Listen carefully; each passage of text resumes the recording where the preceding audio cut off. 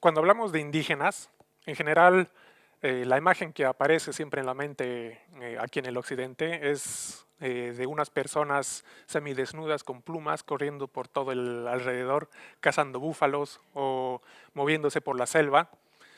Es obvio que esa imagen es fuertemente muy incompleta, ¿no?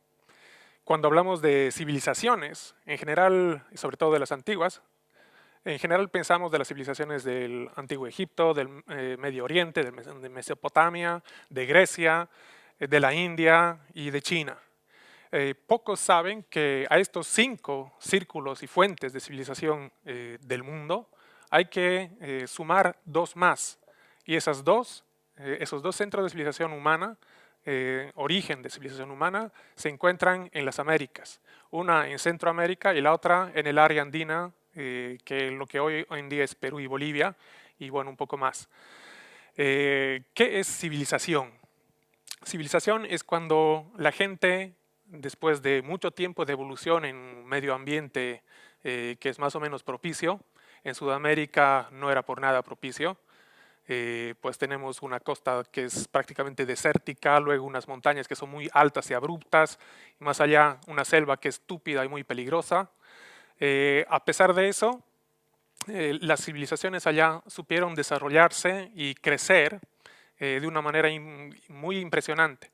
Cuando hablamos de civilización, de origen de civilización, es cuando vemos que un pueblo decide asentarse en un lugar, decide vivir de manera asentada, y vive primero en aldeas, luego esas aldeas van creciendo, se van desarrollando, quizás en algún momento una de esas aldeas comienza a acumular el potencial de varias aldeas y se vuelve pueblo más grande, y con más tiempo aún, esos pueblos, alguno de esos pueblos, tal vez acumulando aún más la importancia de varias aldeas, se transforma en un asentamiento más grande, en algo que podríamos llamar ciudad. Y en el momento que aparece la ciudad, en ese momento podemos decir que aparece la civilización. Eso es civilización. Civilización es vivir en ciudad o en relación a ella, en relación a sus leyes, a su manera de vivir, a su economía, etcétera, etcétera. Y en el caso de Sudamérica y más o menos de Centroamérica, eso ocurrió hace más o menos 5.000 años.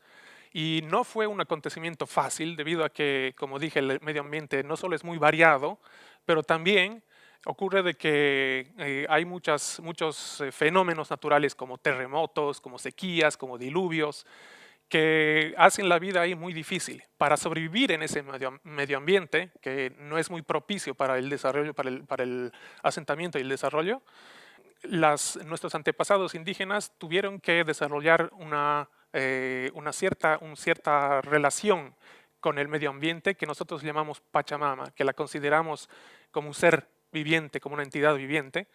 Esa relación que tenemos con el medio ambiente es una relación de mutualidad, en la cual nos ofrecemos mutuamente muchas cosas. Esa mutualidad que tenemos, esa regla de intercambio que tenemos, la llamamos Aini. Y es a base de eso que esas civilizaciones consiguieron no solo desarrollarse, pero también desarrollar un montón de productos agrícolas que todos ahora conocemos, así como el maíz, que es la mayor producción agrícola hoy en día en el mundo, la papa, que tiene miles de variedades, que ha salvado la vida a un montón de pueblos en el mundo, pero también el tomate, también un montón de otros productos, como por ejemplo, digamos, el tabaco.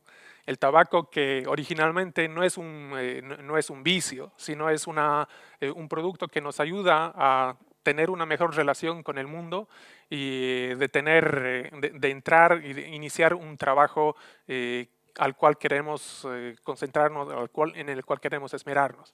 Ese desarrollo muy largo que duró prácticamente 5.000 años y que tuvo muchas fases de desarrollo, de decaída, en un momento se terminó de una manera muy abrupta con la llegada de la civilización europea en la forma de la cultura de la civilización española.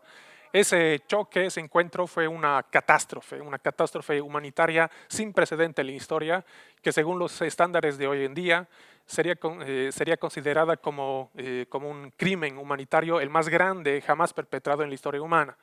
Eso fue un trauma muy, muy fuerte para para el continente americano, para los continentes americanos, tan fuerte que hoy en día todos nosotros los latinos vivimos, así como yo fui educado, como todos nosotros fuimos educados, con un cierto tipo de mentalidad de esquizofrénica en realidad. Esa mentalidad esquizofrénica que hace cuando nos damos cuenta que somos descendientes de los indígenas que fueron agredidos y de los agresores españoles. Así que en nuestra alma, en nuestro espíritu, esos dos antepasados nuestros se libran una lucha sin fin, eterna, en la cual no hay ganantes. Pero a pesar de que ese acontecimiento fue un acontecimiento trágico y en realidad muy negativo, no todo fue tan malo y tan negativo. Hay muchas cosas que fueron rescatadas, que la memoria no fue destruida completamente. Cuando yo era niño, mi abuela me contaba cuentos, me decía cosas que recién después me di cuenta que son cristalinamente mensajes de nuestros ancestros indígenas. Por ejemplo, me contaba de que, según una profecía, algún día los tesoros de los incas, que eran nuestros antepasados, iban a salir a la luz del sol. De niño pensaba que se trataba, claro, de objetos de oro, de gran valor. Y recién con el tiempo me di cuenta que en realidad no es el tesoro en forma de oro del que estaba hablando mi abuela, sino de unos tesoros de la cultura que van resaliendo, que van apareciendo. Y yo en el largo de mi vida fui descubriendo esos tesoros que iban saliendo a la luz. Gracias al hecho de que, según nuestras profecías, hoy en día vivimos en algo que llamamos el Gran Pachacute, el Gran Cambiamiento. Y para dar un ejemplo, en el 2012, todos recuerdan, se hablaba del fin del mundo según el calendario maya, que claro que no tenía nada que ver con fin del mundo, es una mala interpretación.